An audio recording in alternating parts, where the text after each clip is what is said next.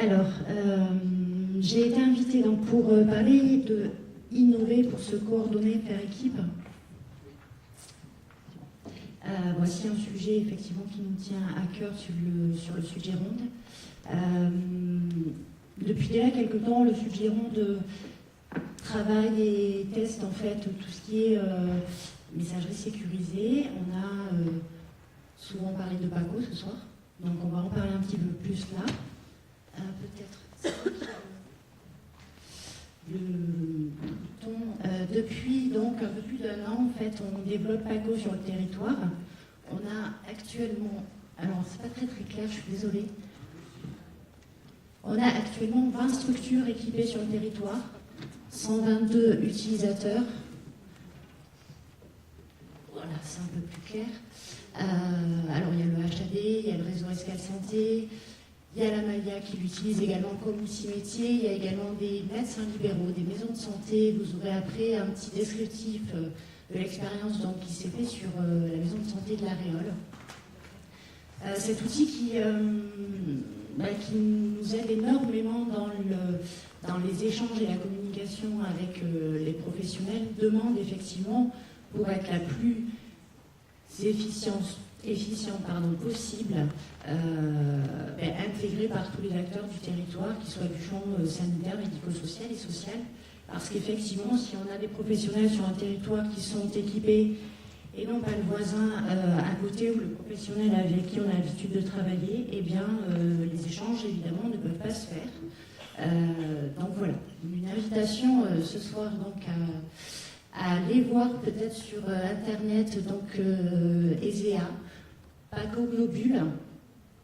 Vous avez la possibilité, en fait, tout en bas, http://www.tsa-isanté.fr, d'accéder en fait à la plateforme et donc de demander une inscription. Alors, il est quand même important de préciser que Paco donc, est financé par l'Agence régionale de santé. Donc c'est un accès gratuit, une plateforme qui vous permet non pas de venir ajouter un élément supplémentaire tel qu'un outil métier, mais plutôt, j'ai tendance souvent à dire que c'est notre SMS que nous avons sur notre téléphone portable. Voilà, c'est une application supplémentaire qui nous permet d'avoir des échanges en toute sécurité. Alors du coup, je rebondis sur la notion de sécurité puisqu'on m'a demandé d'en parler un petit peu. Aujourd'hui, donc, la notion de sécurité, on la retrouve avec la loi ASV et la loi modernisation de notre système de santé. Et on retrouve, on en a parlé un petit peu tout à l'heure, tout ce qui est équipe de soins, équipe de santé, et on vous a mis en fin du document les articles qui vous permettent en fait d'avoir des explications bien précises sur ce que nous apporte ces lois aujourd'hui. Donc vous allez nous donner vous avez fini, pardon? Non, j'ai pas fini. Pardon. Mais je sais que M. Dulaurent dit Georges Aurore quelque chose. Non, mais c'est très bien. Je trouve que c'est un exemple type. C'est des structures qui a été équipée dans les premiers temps, donc il y a une bonne année, et qui est à la demande d'échanger avec d'autres acteurs, que ce soit le centre hospitalier, mais les professions libérales, peut-être demain les pharmacies aussi, enfin voilà, l'ensemble des professionnels.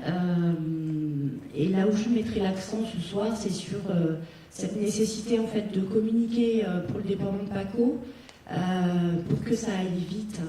Parce que effectivement, le risque derrière, c'est que la maison de santé qui est équipée, supposons, depuis 1 an, si on attend 2, 3, 4 ans pour être totalement tous équipés, je pense que les premiers équipés seront très vite fatigués et peut-être répondront plus du coup à cet outil qui est vraiment formidable, ergonomiquement parlant, très accessible et très facile d'accès.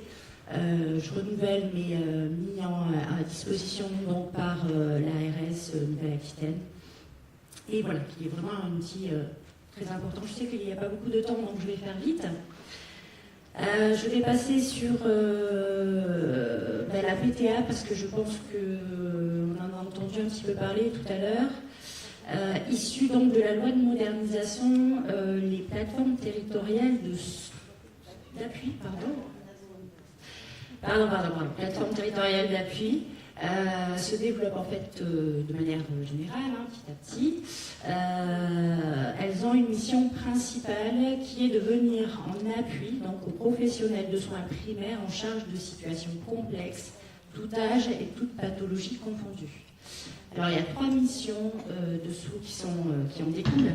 L'information et l'orientation des professionnels vers les ressources sanitaires, sociales et médico-sociales du territoire. On parle là d'un numéro unique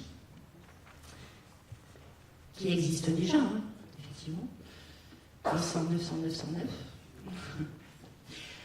L'appui à l'organisation des parcours complexes, le soutien aux pratiques et aux initiatives professionnelles. Alors, il faut savoir donc qu'en Sud-Gironde, le CLIC, le réseau Escale Santé, la Maya, en partenariat avec le GCS Rive-de-Garonne, donc qui est opérateur du projet PTA, ont signé une convention avec l'ARS Nouvelle-Aquitaine en novembre 2007 et que nous travaillons de manière active pour ouvrir notre plateforme territoriale Sud-Gironde en 2018. Voilà. D'accord.